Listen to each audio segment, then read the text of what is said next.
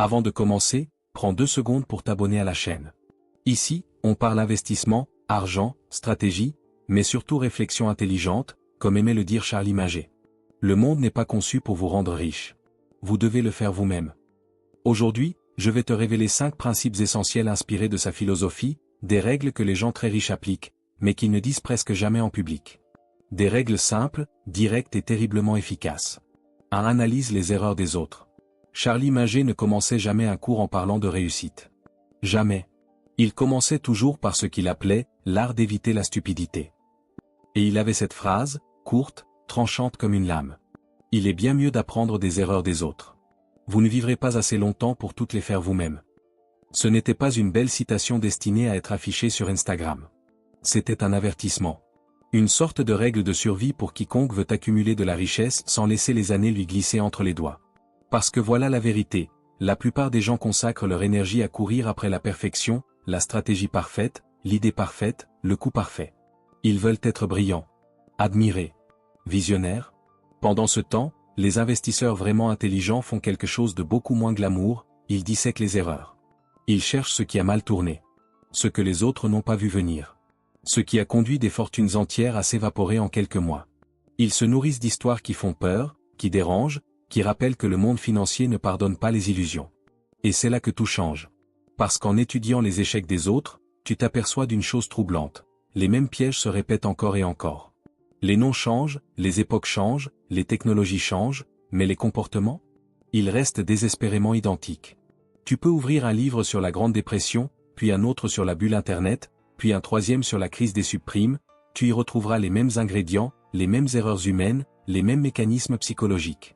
Des dirigeants convaincus d'être trop intelligents pour échouer. Des investisseurs persuadés que cette fois, c'est différent.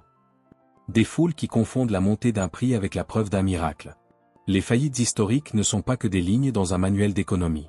Ce sont des autopsies. À chaque page, tu peux presque entendre les signaux d'alarme qui ont été ignorés. Une croissance incompréhensible mais célébrée, un dirigeant acclamé comme un demi-dieu, une technologie vendue comme infaillible, un modèle économique fragile mais enveloppé de marketing brillant. Les cracks boursiers racontent une histoire encore plus brutale. Ils te montrent la vitesse à laquelle l'euphorie se transforme en panique. Ils te rappellent que la majorité ne voit rien venir parce qu'elle est trop occupée à se convaincre qu'elle est du bon côté de l'histoire. Et puis il y a les erreurs silencieuses, celles des dirigeants qui semblaient tout comprendre jusqu'au jour où ils se prennent un mur invisible. Des décisions simples, mais catastrophiques, un levier de trop, un pari mal maîtrisé, un aveuglement alimenté par l'ego. Des entreprises entières se sont effondrées pour une seule signature mal placée. Quand tu observes tout cela, quelque chose se passe en toi. Tu commences à reconnaître les motifs. Tu deviens plus difficile à impressionner. Moins naïf. Plus lent à t'enthousiasmer, mais infiniment plus rapide à repérer les risques cachés. C'est là toute la logique de Munger. Chaque erreur que tu n'as pas eu à commettre toi-même te fait gagner des années. C'est comme si tu empruntais la vie des autres pour accélérer la tienne. Tu avances pendant qu'eux ont reculé. Tu gagnes du temps sans en payer le prix. Et dans un monde où le temps est le capital le plus rare, cette stratégie vaut de l'or. 2. Ne touche jamais à ce que tu ne comprends pas. Il existe une forme d'arrogance silencieuse que l'on retrouve chez beaucoup d'investisseurs débutants, l'idée que comprendre un actif n'est pas réellement nécessaire. Après tout, tant que ça monte, tout va bien, non? Charlie Munger avait une façon très élégante de pulvériser cette illusion. Si vous ne pouvez pas expliquer en quelques phrases ce que vous faites, vous ne le comprenez pas. Pas en 10 minutes, pas avec un tableau, pas avec un jargon exotique. En quelques phrases. C'est à ce moment précis que la plupart des gens s'écroulent. Car quand tu leur demandes, comment cette entreprise gagne-t-elle de l'argent, leur discours se transforme soudain en brouillard, c'est une technologie révolutionnaire, tout le monde en parle, tu comprends pas, c'est l'avenir, regarde le graphique, ça monte. Traduction, ils n'ont aucune idée de ce qu'ils font. Ils répètent ce qu'ils ont entendu. Ils suivent le bruit. Ils sont persuadés d'investir, mais en réalité, ils jouent. Le piège, c'est que le marché récompense parfois la chance. Tu peux ne rien comprendre et quand même gagner au début. Et c'est là que l'illusion se renforce. Tu te mets à croire que ton intuition vaut plus que la logique. Tu te penses malin, visionnaire, inarrêtable, jusqu'au jour où la chance change de camp. Munger répétait sans relâche que la clarté est une arme. Pas une décoration. Pas un luxe. Une arme. Parce que si tu ne comprends pas exactement d'où vient l'argent, alors tu ne comprends pas où il peut disparaître. C'est aussi simple que ça. Les modes passent. Crypto, NFT, IA, biotech, green tech, token aux noms improbables. Et comme toujours, les mêmes erreurs reviennent. On confond innovation et rentabilité, complexité et valeur réelle, hype et business. Pour Minger, toute décision devait survivre au test de l'enfant de 10 ans. Explique ton investissement comme si tu parlais à un gamin curieux qui pose une seule question. Tu gagnes de l'argent comment? Si ta réponse commence à ressembler à une équation quantique, c'est fini. Tu n'es plus en train d'investir, tu es en train de t'inventer un rôle. Et puis il y a sa phrase la plus sous-estimée, la plus radicale. Investissez seulement dans ce que vous seriez heureux de détenir même si le marché fermait pendant 10 ans. C'est un test mental brutal. Imagine ton portefeuille figé pendant une décennie. Pas de graphique. Pas de montée soudaine. Pas de TikTok qui crie Theo the Moon. Seulement toi, et les fondamentaux de ton entreprise. Si cette idée te terrifie, c'est que tu as acheté pour de mauvaises raisons. La majorité des gens n'achètent pas une entreprise. Ils achètent un prix qui bouge. Ils veulent du bruit, du mouvement, de l'excitation. Le silence les rend fous. L'absence de volatilité les fait douter. L'attente les torture. Mais un vrai investissement doit pouvoir survivre au silence. À l'ennui. À l'absence totale de dopamine. La clarté, c'est la tranquillité. Et la tranquillité mène à des décisions lucides, sans panique, sans impulsivité. Tu sais ce que tu possèdes. Tu sais pourquoi tu le possèdes. Et tu sais exactement ce que tu dois faire, même si tout autour de toi brûle.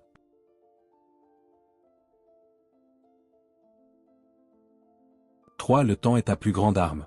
Imagine une horloge. Pas une horloge moderne, rapide, numérique. Une vieille horloge en bois massif, le genre qu'on trouve dans les maisons anciennes, qui bat le temps à un rythme régulier, lourd, presque solennel. Chaque tic est un choix. Chaque tac est un renoncement. Et c'est là que réside la leçon la plus mal comprise du monde de l'investissement, le temps n'est pas simplement un paramètre, c'est le moteur. La plupart veulent courir. La plupart veulent prouver. La plupart veulent montrer qu'ils savent choisir la bonne action, le bon moment, la bonne opportunité. Mais le temps, lui, ne regarde pas l'agitation. Il travaille en silence. Charlie Munger répétait cette vérité comme un moine récite un mantra. Le grand argent n'est pas dans l'achat ou la vente, mais dans l'attente. L'attente. Un mot simple, mais que très peu savent pratiquer. Ce n'est pas un trait de caractère. Ce n'est pas une qualité que tu possèdes ou que tu n'as pas. C'est une discipline. Une manière d'être. Une stratégie. Parce que la richesse n'est pas une explosion. Ce n'est pas un feu d'artifice. C'est une accumulation lente, presque imperceptible au début, comme un filet d'eau qui remplit un réservoir goutte après goutte. Les intérêts composés, voilà une magie qui ne s'active que pour ceux qui savent rester immobiles. Pas immobiles par faiblesse. Immobiles par conviction. Parce qu'ils voient loin. Parce qu'ils savent que chaque année supplémentaire transforme une petite différence en avantage colossal. Dans le tumulte du marché, le bruit est partout. Les prédictions, les paniques, les certitudes éphémères, les modes qui montent, les prophètes du lendemain qui crient plus fort que les faits. Tout cela consomme ton attention, ton énergie, ta sérénité. Mais ceux qui construisent réellement de la richesse apprennent une autre forme d'écoute, le silence. C'est dans le silence que tu vois ce que les autres ne voient pas.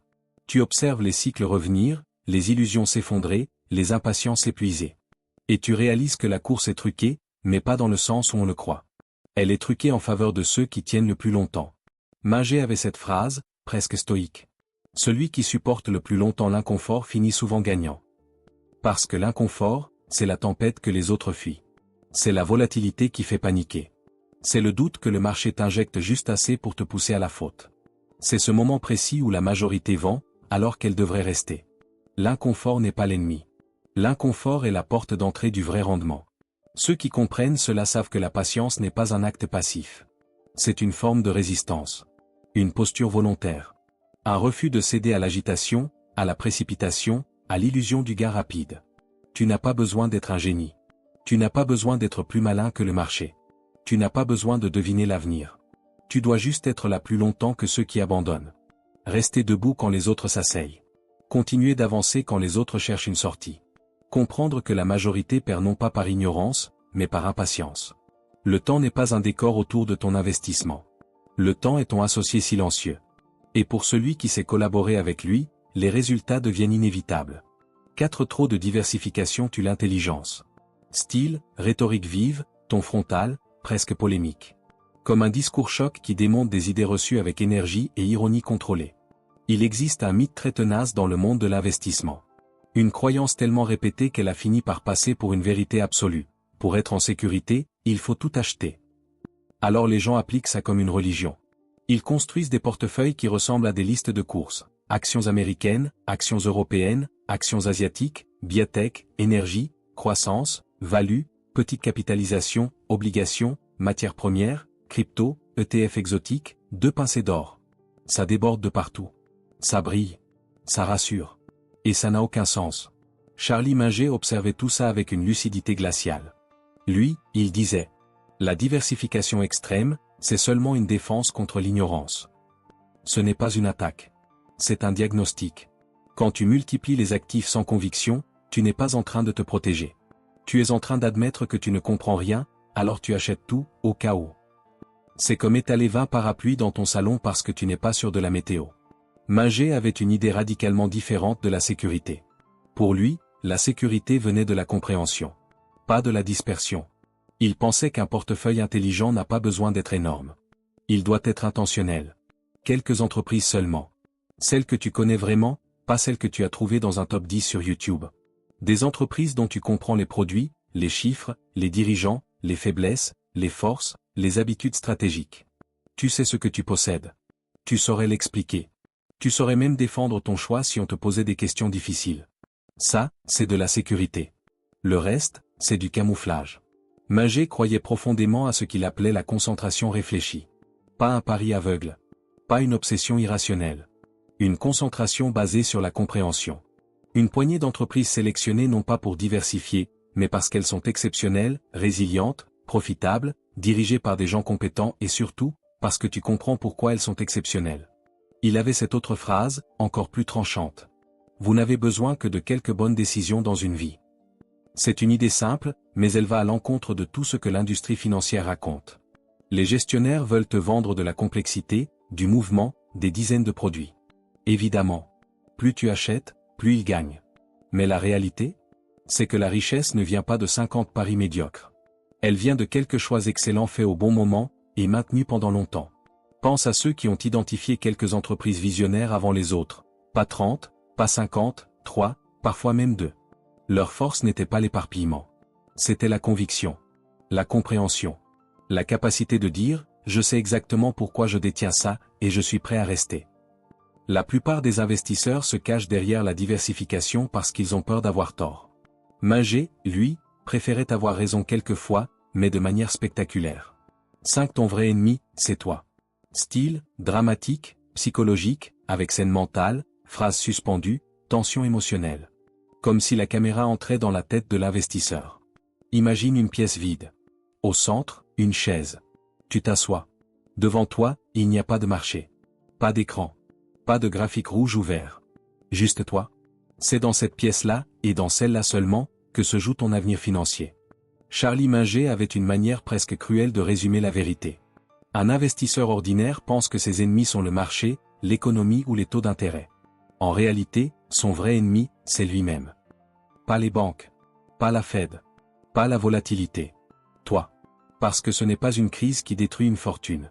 C'est la réaction impulsive à la crise. Ce n'est pas la volatilité qui ruine. C'est l'incapacité à l'endurer. Ce n'est pas le marché qui fait souffrir. C'est l'émotion qui prend le contrôle du volant. La peur, par exemple. Elle ne prévient pas. Elle arrive un matin où tu ouvres ton téléphone et que tu vois un -8% brutal. Ton cœur accélère. Ton souffle se raccourcit.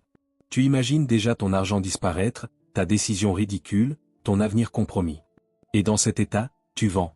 Tu vends exactement au moment où il ne fallait surtout pas toucher à rien. Tu ne vends pas par logique. Tu vends pour échapper à la sensation de danger. C'est un réflexe biologique. Un réflexe qui, dans la savane, t'aurait sauvé la vie, mais dans la finance, t'enlève des années de croissance. Puis il y a le FOMO. La peur de manquer une opportunité. Celle-là ne ressemble pas à la panique. Elle ressemble à une fièvre douce, une montée d'excitation. Tu vois les autres gagner. Tu vois les graphiques monter en flèche. Tu vois les réseaux sociaux crier, c'est maintenant ou jamais. Un coin de ton cerveau te dit, attends, tu sais que ça n'a aucun sens. Mais l'autre côté répond, et si cette fois c'était différent? Alors tu achètes. Au sommet. Toujours au sommet. Là où les impatients entrent, et où les patients attendent de récolter leur argent. La panique, elle, te pousse à appuyer sur le bouton au pire moment imaginable. Et l'euphorie? L'euphorie te fait croire que tu es invincible. Que tu peux prendre plus de risques. Que tu peux doubler, tripler, accélérer encore, parce que tout fonctionne. Tout fonctionne, jusqu'au jour où tout cesse. Charlie Munger regardait ce ballet émotionnel comme un médecin observe un patient en train de s'auto-saboter. Il savait que l'intelligence joue un rôle secondaire. Ceux qui réussissent ne sont pas les plus brillants. Ce sont les plus stables. Il le disait avec la sobriété d'un sage. Celui qui reste rationnel quand les autres deviennent fous a un avantage durable. La rationalité, ce n'est pas l'absence d'émotion. C'est la capacité de ne pas se laisser dominer par elle. C'est ce moment où tu sens ton cœur battre plus vite, mais où ta main reste immobile. Où tu entends le bruit, mais tu n'obéis pas au bruit. Où tu vois la foule courir dans une direction, et tu décides de rester droit, même si tu es seul. Garder du calme. Suivre des règles simples. Avancer lentement. C'est peut-être la compétence la plus ennuyeuse du monde financier, mais c'est aussi la plus rentable.